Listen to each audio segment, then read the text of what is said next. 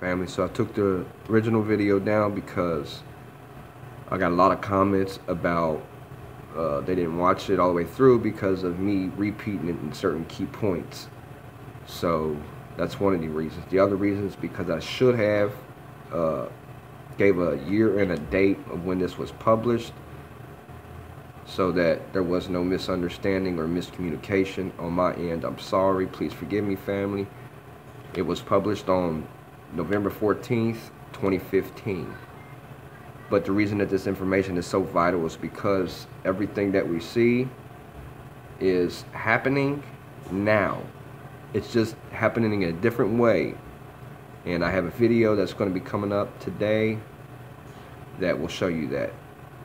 It's about 45-minute long video, but it's definitely going to be worth watching. You'll see how I've put everything together, put the puzzle together, so to speak. Alright, again, forgive me for that. I'm sorry if, about the miscommunication.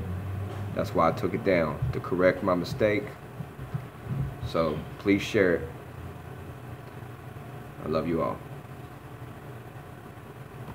Very much for joining us again on RT International. You're in the French capital. What's the mood and atmosphere in the city right now? We're being told that there's a state of war and a state of emergency. We've had this before. We had this in January, and for several weeks we had non-stop sirens and non-stop chatter on the radio about the threat from radical Islam and terrorist groups and so on. And so we're having a kind of a replay of that, but it has been, I think, accentuated, and we're going to have an intensification of the media campaign, which is essentially a propaganda campaign to make people in France fear Muslims. We need to be clear about the origin of the war on terror. The war on terror is, I quote, orchestrated from abroad. These are the words François Hollande used to describe this terrorist attack. Well, the attacks that have been continuing to destroy Syria, to massacre its population, have also been orchestrated from abroad. They were orchestrated by NATO, and they've been carrying these attacks out against the civilian population of Syria for 4 years now. And this is a terrorist campaign that is also orchestrated from abroad.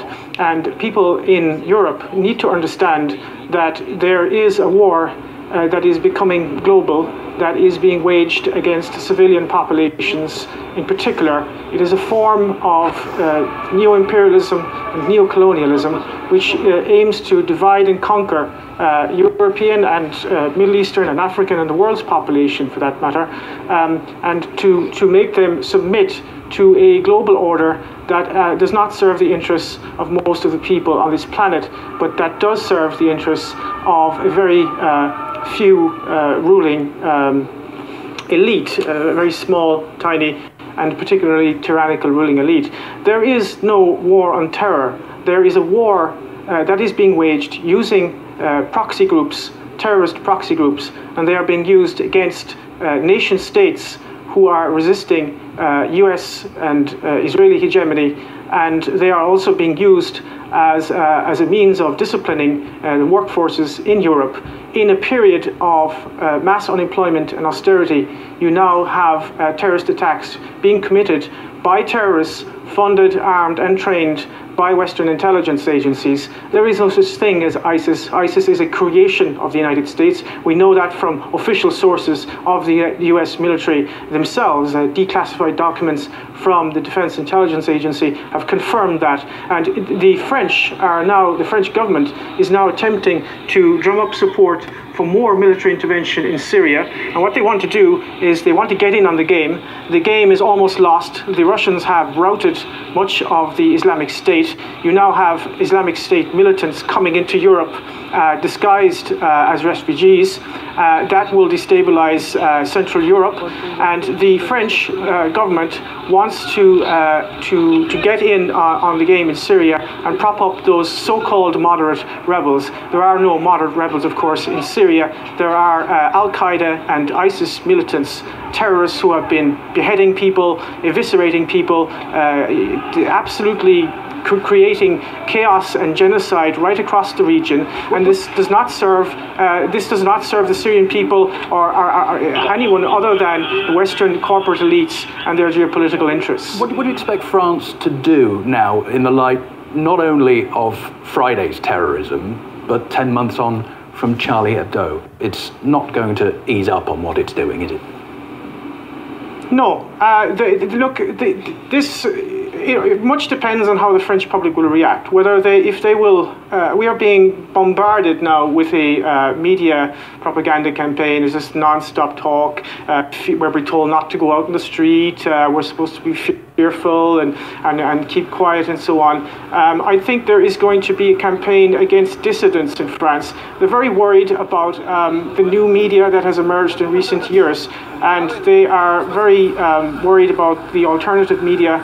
So I think you will see, we saw this actually after the attacks in January, you will see a conflation of terrorism and dissidents. So one of the tools which the mass media uses to discredit any kind of rational questioning of the established order, and particularly the war on terrorism, is to deride those who would question the war on terrorism as conspiracy theorists. And I think you're going to see a crackdown on so-called conspiracy theorists and websites that actually publish rational and honest analysis of what is happening. So you're going to see more of that type of intellectual terrorism, which is already at boiling point in France. I mean, it's got to the point now where you have professors in universities who are being intimidated. You have school teachers who are basically being fired for even suggesting that there may be a link between French imperialism and terrorism. There was one case recently, for example, of a school teacher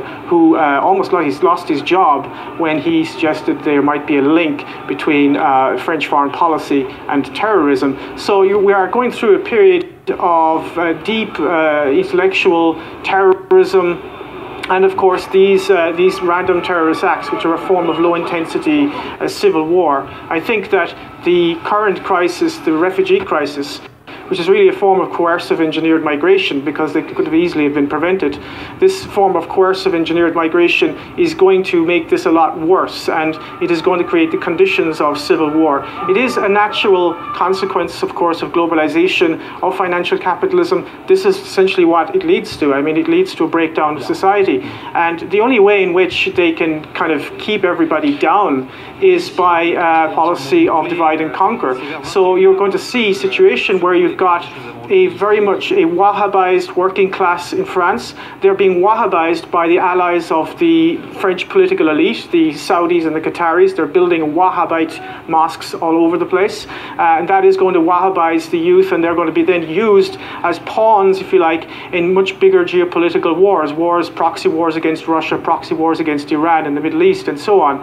And that is going to create massive social unrest. It's going to divide working people against each other. And the only people who are going to actually benefit from this are the war contractors, the military-industrial media intelligence complex. So in whatever way you look at this, I don't know who exactly committed this attack and this atrocity, but the real people who are responsible, whether directly or indirectly or consciously or unconsciously, is the French government, because they have been complicit in terrorism in the Middle East and all over Africa. And that needs to be understood. And if we don't understand that, this is going to continue and it's going to deteriorate. We will find ourselves in a situation under military law, martial law, if this continues. So it really needs to be analysed and understood. Can I pick you up on the issue of migrants and refugees? Because one of the terrorists appears to have been a French citizen, another a recent migrant to the country. What do you think this will do to France's policies towards the migrant crisis? Well, I think there is sufficient evidence to suggest strongly, in fact, that the current crisis, I mean, the migration crisis is something that is ongoing, and there are different waves. You've got different waves coming up from Libya, you've got the ones coming up from Syria and up through the Balkans. But the current kind of refugee crisis, as it were, is what I would refer to as coercive engineered migration. This is a term used by Kelly Greenhill, a US academic, who wrote an interesting book on this, whereby she shows that migration can be used as a tool by one state to destabilize another state.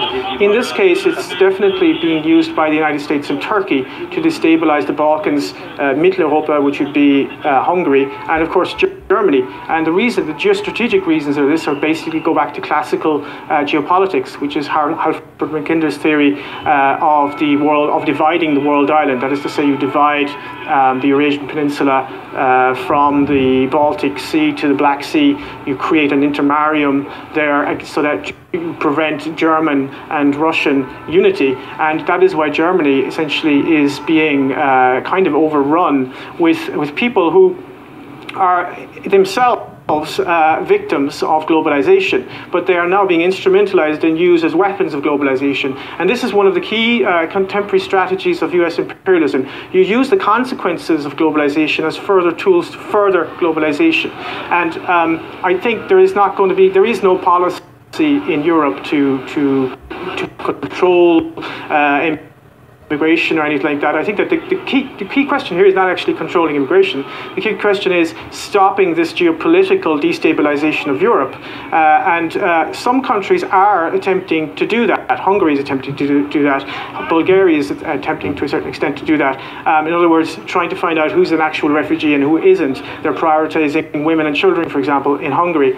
That's a rational approach. But of course, Viktor Orban of Hungary is being demonized by the European Union for his insistence on implementing the laws of the European Union and of the Hungarian nation state. Here, you're in a situation where the French government is totally subordinate to US dictates. This is a country that has been completely taken over by US imperialism, just as Germany. And France doesn't really have a foreign policy. It does whatever Washington tells it to do. Okay, it's always good to get your thoughts on this. Gerard O'Connor, thanks.